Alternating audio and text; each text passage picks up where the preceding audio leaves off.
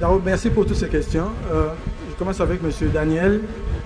Les résultats seront connus très rapidement.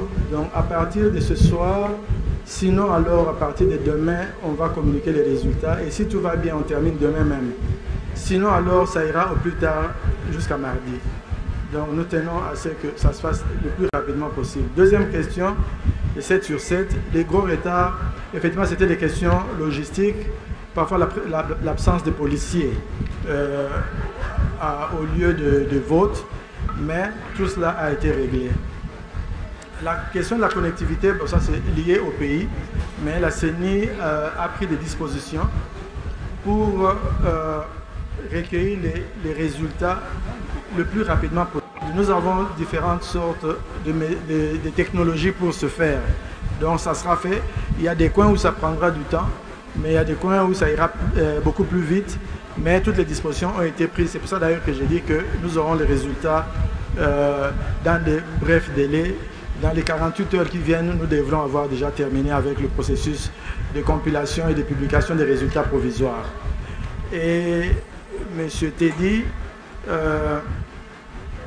oui, en fait, nous n'avons pas besoin de prolonger comme tel, mais nous allons permettre à toutes les personnes qui sont dans la file au moment de la clôture de voter.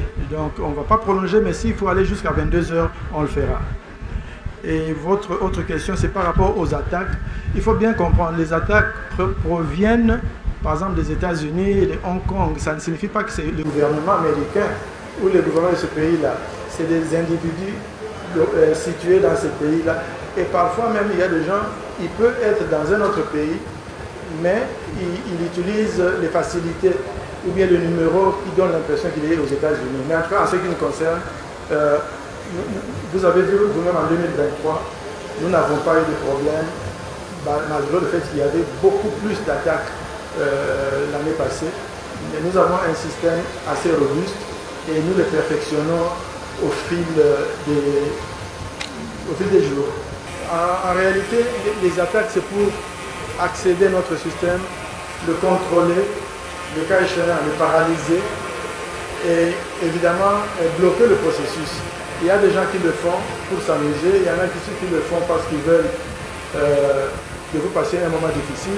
On ne veut pas leurs intentions. Pourquoi ils veulent pénétrer? Peut-être dans les intérêts de certaines personnes, on ne sait pas. Mais tout compte fait, pour nous, ce qui nous intéresse, c'est de constater qu'il y a des attaques et que nous sommes en mesure de réagir, de bloquer, de protéger notre système et nos données. Quelle est la situation? La situation est bien. Le processus, que ce soit à Yakoma ou à Massimani, ça se déroule très bien. On n'a pas de soucis. On a eu des soucis au début. C'est dans la nature des choses. Et maintenant, les choses se passent très bien dans tous les coins du pays. Enfin, qu'est-ce que je dis? Dans tous les coins de ces deux circonscriptions. Alors, Madame Cléopâtre, violence. Non, s'il y a violence, s'il y a abus, on n'a pas le choix, on va sanctionner. Vous savez, il faut qu'on développe une nouvelle culture, qu'on comprenne que les élections, c'est une compétition honnête.